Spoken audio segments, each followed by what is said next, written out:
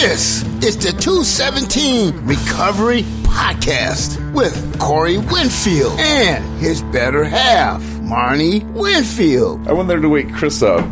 Tyrone's in there. He's snoring loud as hell, and he's got his headphones on. You can hear it. Yes, like probably if it goes to 10 being loudest, it's at a 10. And he's just sitting there. I'm like, what is he trying to drown out? Like, is he trying to keep Satan in? It is the 18th of May, 2021. My name is Corey Winfield. Marney Winfield. And this is the 217 Recovery Podcast. Good day today so far. Made a lot of shirts. You did. That's all I did. That's it. Yeah. I did a lot of thinking, though, today about little recovery action. And I used to make excuses for when I would relapse. Mm-hmm. And it was everybody else's fault. And I think I was talking with Charles and Tyrone about it today because we met on Tuesdays. We meet in a secret location for dinner. A secret location? Yeah, and we just kick it. You know, like today I just had ice cream, started already eating. But it's not about really what we're eating. It's about just having a routine, you know, like three dudes in recovery meeting up and just kicking it, you know, talking fantasy football, talking basketball playoffs, just normal stuff, you know. And I was telling them about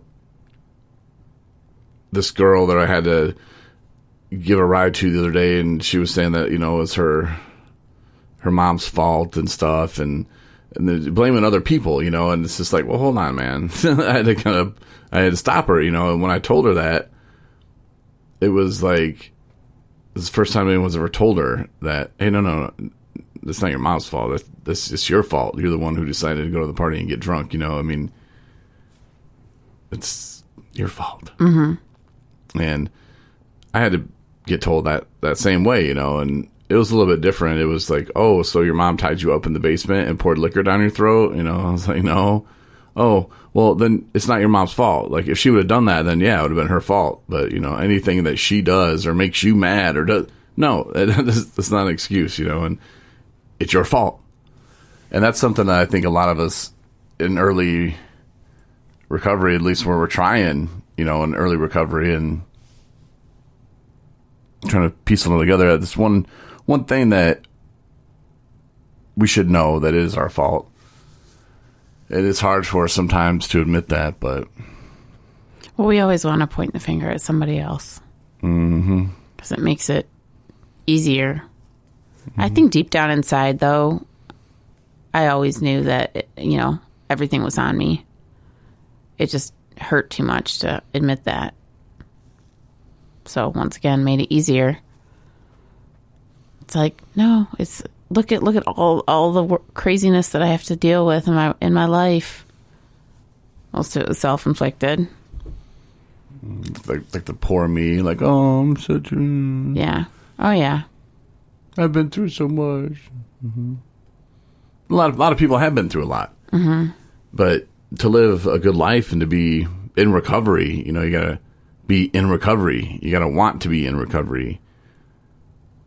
And some people, they think they can just dance around it, and maybe they don't want to be in recovery. Maybe, you know, some people, not that they're gonna figure it out, but maybe they're not as bad as people tell them. I'm not sure.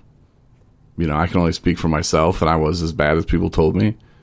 When friends and family members start distancing themselves, or they want to bring it up, but they don't want to bring it up because they know it's not going to get anywhere, so they just distance. Mm-hmm. Then, you know, those are warning signs. You know, that it probably is a problem. If it's hard to hold a job down, if you start getting depressed a lot, if you feel worthless, if you feel hopeless, you know, there's people you can talk to, there's people that you can see, you know, and there's things that you can do. It feels like a million things, and it feels like that'll never be possible when you're in active addiction or when you're, you know, going through detox. It feels like it's never going to end, and I wish I would just die. That way nobody else would have to suffer. You know, next time I relapsed, I could just never exist anymore. And to have that feeling of hopelessness it's not good. It's not fun. And people came to the hospital and told me, look, man, like, you can get out of this and you can dig yourself out. And no, I can't. Mm-hmm. They're like, did you kill somebody? Or did you rob somebody? Are you going to prison? Or, I was like, no. Like, well, then it can be fixed, like all the material things, you can get them back. They're just material things, but it's hard. It's hard to believe that it's going to be true. And that's, I think, the beauty of going to a treatment center. Like if I'm talking like early stages, like you're going to the hospital and you're detoxing or whatever, or wherever you go for detox, maybe you go to a detox. And then you get a chance to go to treatment. 30 days, 2 weeks, whatever it is, 90 days, if you're lucky. And you get to just chill for a minute. Yeah. And work on things and think about things and get yourself a plan together. But then you get out and then it's the real world again. And it can be scary.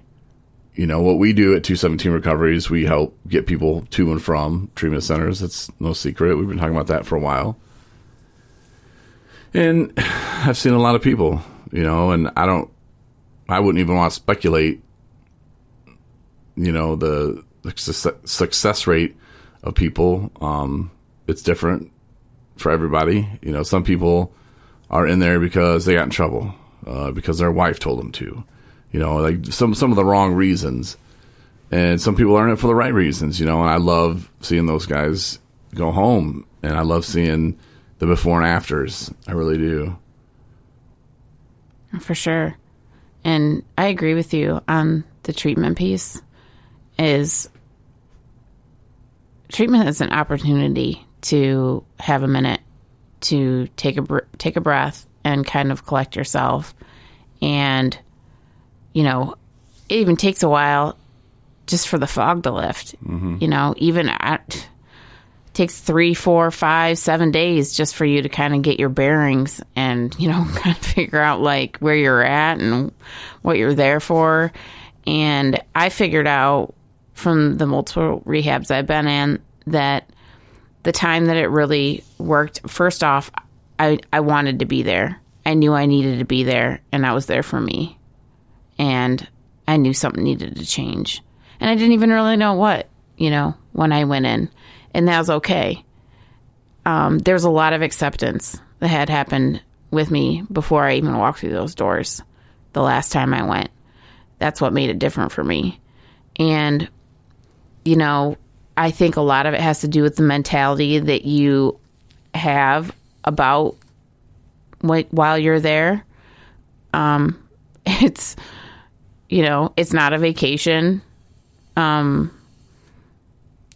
But it's work. You have to work at it while you're there. And a lot of it is really heavy stuff that you're working through. But, they try, I think that treatment centers for the most part try to take, for the most responsibilities away from you, in terms of, you're here to focus on you and your recovery.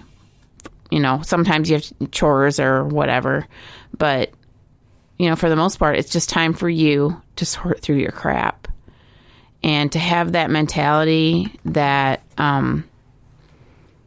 give it a chance. If people are going into treatment like this is not going to bleep and work. Mm-hmm. I already done this. I already learned everything. And all I'm doing is wasting my time and wasting their time. Then that's how it's going to be. That's what you're going to get out of it. You don't put crap into it, you're not going to get crap out of it. And you can actually physically see in groups and things the people's willingness is like their aura just shows, who are there just like tick tock, get me out of here, versus I'm going to work on these worksheets. I'm going to have these conversations. I'm going to listen to other people share.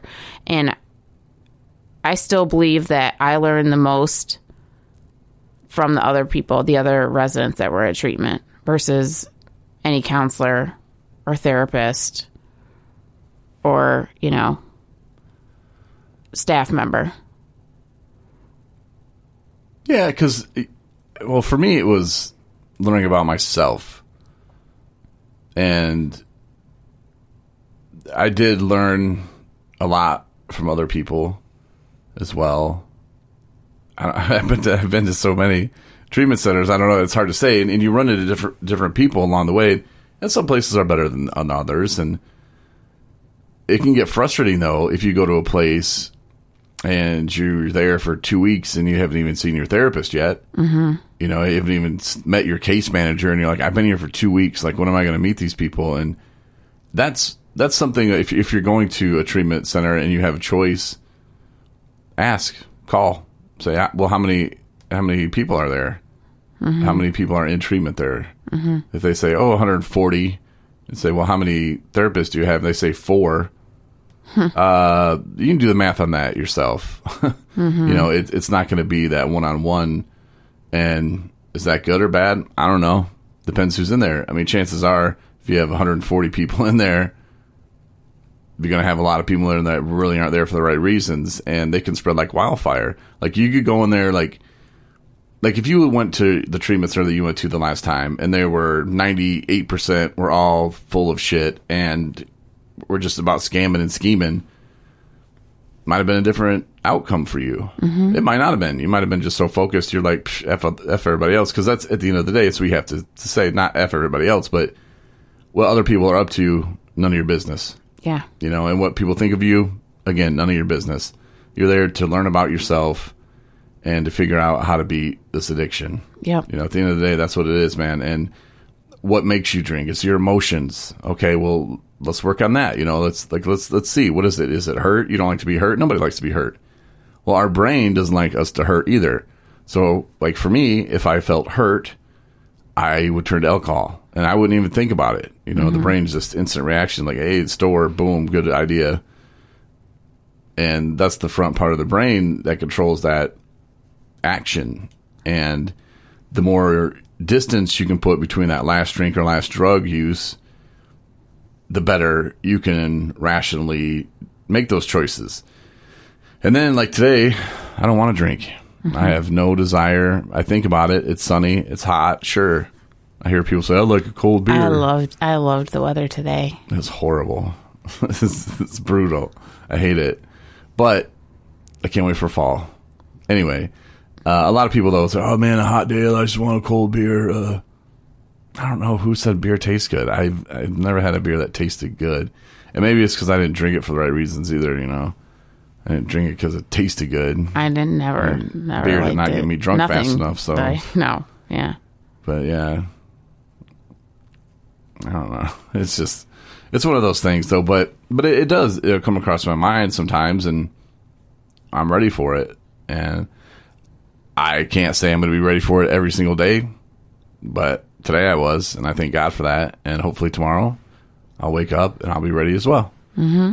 And the more time, like I say, you put between that last drink, and the easier it gets to make those decisions. But if you keep going to treatment center, eventually, like, I learned every single time. But again, I was like, I want to go home now. I've learned this before, and I know it's my feelings. It's my feelings. That's what makes me drink. And then I got home, and okay, now I know my feelings make me drink. Now I'm hurt. What do I do? Damn it. Well, let me paint a picture, because they said coping skills. I'm going to go color. I'm going to go for a walk. Damn it. Boom. Drinking again. Oh, go back. Oh, no, I got it this time. No. Yeah, it's more coping skills, and I need to figure out what else to do, and you know, maybe hit some meetings. Yeah, that works for a while. But no one ever taught me to deal with the problem. Mm-hmm. You know, well, what was making me hurt?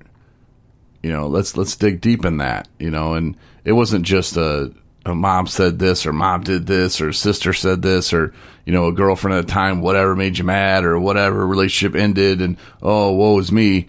It was even deeper than that. And until I could really get to the bottom of it and go back to my childhood even. You know, a lot of us don't like to do that. And a lot of us think, well, I'm a grown-ass man, or, you know, I'm a grown-ass woman. You know, like, I can deal with this, you know. But that's where it starts, is our childhood.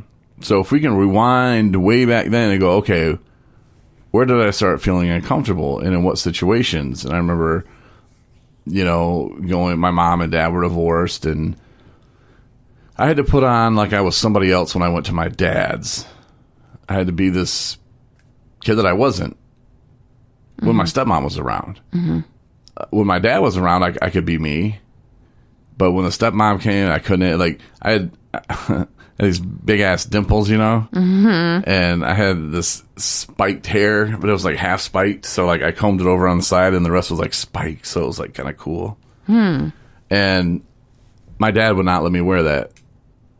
So I go to his house, and we got to put that damn hair down, And I'm like, dude, it's like 1987, bro. Like, chill. I'm so old. But he would never let me wear it to church like that, never out in public. So, and I would just feel like he wouldn't let me wear my cool clothes. So he'd like give me some hand-me-downs that, nothing against like, I don't know. I just felt, I don't know. I'm comfortable. And, then when he moved away, at first I was kind of excited because we didn't have to go to his house anymore. But then it really sunk in how much, needing a father in your life, like what kind of important role that plays. I started realizing that I didn't have that. And I searched for that in my stepfather, but it just wasn't the same. And my stepdad's great, man. I love him. But it's not the same, being a young boy. And I really looked up to my dad and thought he was, the greatest. And, for whatever reason, and that's on him, he decided to move away. And, maybe he doesn't think it's that big a deal. But for me, it was. And that's the only person it matters to me. It's to me. Right. And trying to figure that out. But, yeah, it took a long time, for me to get to the bottom of that stuff. And some people might go, oh, Corey, you wussy. I don't care. Yeah. And a lot of people have it a million times worse than I did. But at the end of the day, I was the one at 36 years old in the hospital with a doctor looking over you saying, well, you're about to die, bro. And good luck. Hopefully you can pee soon, because if not, that's not a good sign. Do you think that's why the words come out that it's somebody else's fault? Like, you know what I mean? That people, when you actually like peel back the layers, that you can figure out the kind of try to figure out the whys of why we were so uncomfortable in our own skin. And for some reason that makes us want to like identify all the things that made us, all the people's fault it was, or all the circumstances' fault it was, or all of the, I mean, yeah, we're the one who put the bottle to our lips. We're the one who went and bought the drugs. But do you think that's why there's that kind of like, so it's like, not my fault thing? So if we relapse. You drink too if you had my, this, that, and the other thing like that? I guess for some people, but for me it wasn't, because I already sent my dad a nasty text message. Like for me, like I was already at a part where I wasn't even talking to my father. Like, but I didn't understand that it went back that far. So for me, like it wasn't like I was blaming my father, but the fact that he left and I felt abandoned, that's for me where it started. Like I said, he made whatever decision he made, but it left me feeling a certain way, and that's what I had to deal with. So I mean, I don't know. Was it his fault? I don't know. That it happened. And I felt that way, and until I could acknowledge it, and then realize, okay, well, what do I need to do to make myself good with it? Acceptance. And I've come to terms with the whole, it happened. There's nothing I can do about it. And for what reason he did it, not even my business to care. Like it doesn't matter now. So but I guess, yeah. If somebody goes back a little ways in their past and they start uncovering things, and if they want to throw themselves a pity party, then that's cool. Or maybe they're just in a deep, deep depression where that's the only thing that in their mind they can justify not taking credit. I don't know. Well, I'm just trying to think about it from a standpoint of if, like if those things wouldn't have happened, like, for God, like unfortunate people that have been through traumatic events that were not deserved whatsoever, you know, that if that wouldn't have happened, like if that never would have happened, then maybe, you know, maybe they wouldn't be dealing with this hurt and pain with drugs and alcohol. Yeah, I try to flip it to be positive because, yeah, I had some bad times and some low moments, but it doesn't mean my life's been bad. You know, I have some really good, cool memories, and, you know, I would have met you if everything didn't happen the way it did. You know, I mean, there's some really joyous things that you can take out of it. And I tell people this a lot when I'm taking them to treatment too, is we don't know what God's plan is for us. Right. Like we have right now, this minute, but we don't know 10 years from now. I didn't know 3 years ago I'd be sitting here doing a podcast talking about my recovery and being so open about my relationship or lack of relationship with my father. Mm-hmm. No idea. But maybe someone's listening and they're going to go, oh, yeah, you know, I should really kind of go dig deep. You know, maybe I'm helping somebody. I'm helping myself. So that's one person. Mm-hmm.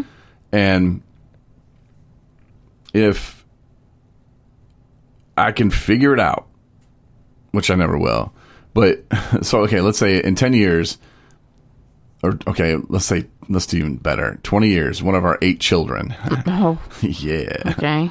Mm-hmm. One of our 8 biological children has a substance use disorder. Mm-hmm. Maybe I had to go through all that hell. Maybe you had to go through all that hell so that we could look our child, one of the 8, in the eye and say, with empathy, I understand. And you're not a bad person. Let's get you some help. Mm-hmm. You know, maybe we had to go through all that pain so we could save our grandchild, you know, who's going to come to us. We'll be old as hell then. We better be. But, you know, like, I don't know. Like, maybe we took the brunt of it so that other people in our family or down the line, they didn't. You know, nobody in my family, my immediate family, had a problem with alcohol. And then the ones that did in the past, it was all hidden away and shush, you know, like they did in the old time, you know, just, oh, well, this just, it's not pretend. They just, it doesn't happen. And no, it does happen. And it's okay. You know, it's okay to ask for help. It really is. And there's people out there that need you to ask for help because that's how they make their living. Right. But 8 children, was that too much? I know you're still thinking about it. No, yeah, that's way too many. Easy for me to say, but I thought like after the third one, they slide right out. No, it's not how it works. How do you know? I'm just guessing. Have you had 3? No. Let's see, once you get the third, that's what I heard anyway. Oh. That's what I heard. Oh, speaking of can't go back in time, 60 Minutes had this UFO episode, like special, and they had people from the government. And they were talking about how they declassified it. And like you might have seen like on the news from time to time over the past 10 years, oh, flying saucer, they don't know what it is. Well, the only reason we saw that is because it got leaked by this head guy or whatever.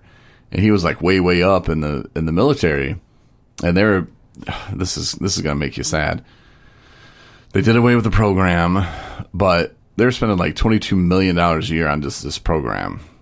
Mm-hmm. That sounds like a job for me. Like, give me $22 million, I will look for aliens. Like, I'm all about that life.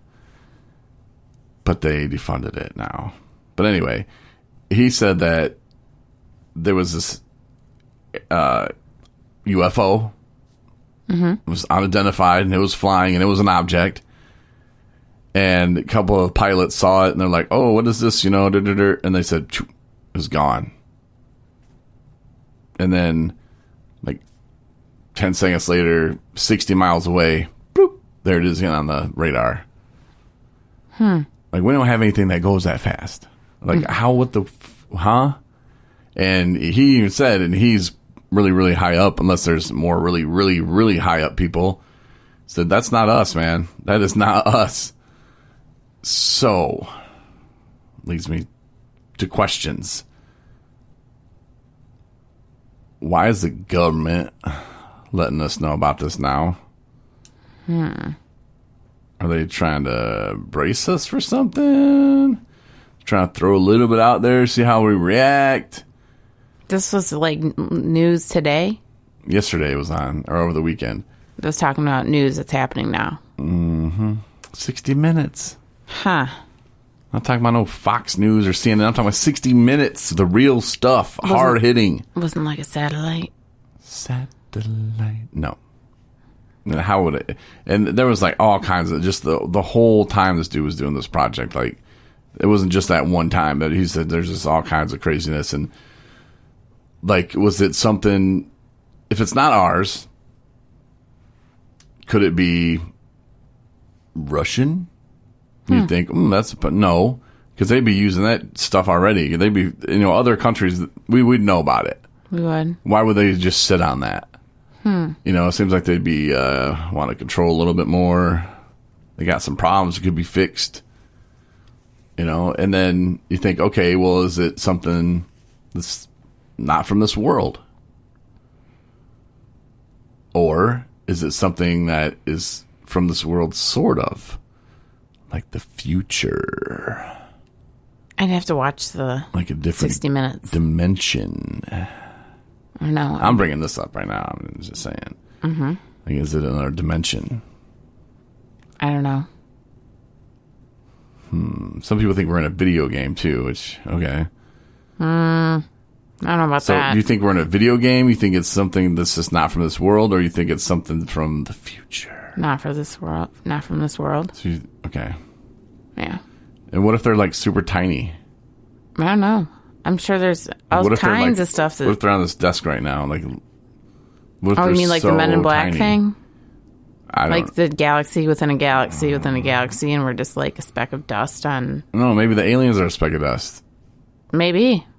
I don't know. Because they said that the way that aircraft moved, it like defied all physics, all rules, broke them. So obviously there's rules that we don't know about. Remember back in the day, you probably don't. You're probably too young for this. But back in whatever year, they were like, the world and the earth is flat. Remember? And they were certain, 100%. Yep. Anybody who said that, oh, you're crazy. Like, look at those people. We don't know, man. And we're so kind of dumb, and we get so excited when we do learn a little something new. And look at the technology, the way it's just been just off the charts lately. Yeah. Do you think they were saying that 100 years ago? Probably. I don't think 100 years ago there could even be close to guessing the things that we have now. I don't know. You see some cartoons out there. Like Sci-Fi Channel, stuff like that. All these sci-fi movies, like how are they're predicting it all. Oh, you mean like beaming up? Like, I don't know if we can do that yet. No. That would be pretty cool if we But like did. Human cloning or whatever. Yeah, they're doing all kinds of crazy crap. Yeah, and they're saying that pretty soon. Well, they have the little dogs, and there's a country that uses like police dogs, but they're robots. Yeah, that's coming. Watch. It's kind of freaky. Be at the park or somewhere, dude's smoking where he's not supposed to be smoking. All of a sudden, this little robot dog comes running up. I don't know. That's crazy. I think I would just rather go to an island somewhere. Yeah, and just live. I was watching Back to the Future too, and it was hilarious because it's like everything that they have on there is like pretty close to like, other than, you know what I mean? Like it had, the obvious one is they had like this hoverboard. Like 10-year-olds have hoverboards now, but like I don't even think that hoverboards even existed at that time. No. And then they have like this gas station, but it's like all automated. It's just like, please drive to the da-da-da, or please. And then it has like all these arms around the car, like going around and like wiping it down. And I'm like, yeah, all that stuff is, I mean, we have car washes that there's nobody there. Right. You just go in and it's done. Like everything in the movie, it was pretty much how it is for the most part. It was kind of crazy. That is. And that was, when that movie come out? Back to the Future 2. The second one, yeah, was the early 90s. Early 90s, late 80s. Yeah. Yeah, so minus the time machine, it's pretty on spot.